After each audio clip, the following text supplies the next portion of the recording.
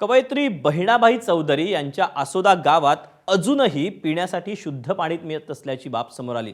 राज्यभरात घराघरात शुद्ध पिण्याचं पाणी पुरवण्यासाठी केंद्र आणि राज्य सरकार कोट्यवधी रुपये खर्च करत असताना आजही आसोदा गावात पिण्याचं पाणी येत नाही।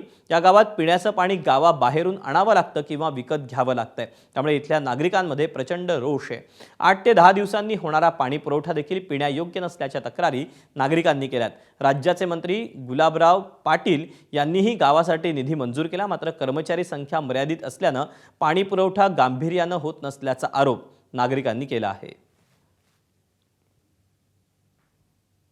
8-15 दिवसांनी येतं ना, महिना पण होऊन जातो।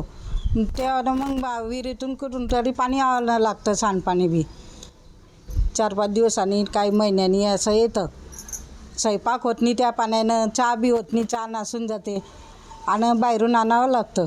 आमच्या गावामध्ये 15 दिवसांनी पाणी येतं, पण सांडपाणी येतं, पिण्याचे पाणी नाही आहे। एकदम मळकं पाणी येतं। हां, पिण्याचे पाणी गोड नाही आणि मळकं येतं। पिण्याचं पाण्याचं काय करता तुम्ही? आम्ही बाहेरून आणतो पिण्याचं पाणी। बाहेरून म्हणजे कुठून? बाहेरून इथे रस्त्यावर बादली रोडला कंपनी आहे, त्या कंपनीमधून पाणी आणतो आम्ही।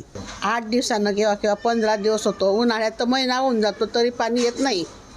खूप घाण पाणी येतं नळाला। कधी कधी तर गटाराच्या पाण्याचा वास येतो। आम्हाला बाहेरून पाणी आणावं लागतं, नाही तर मग जार घ्यावा लागतो। भाज्या कोणत्याच भाज्या शिजत नाही।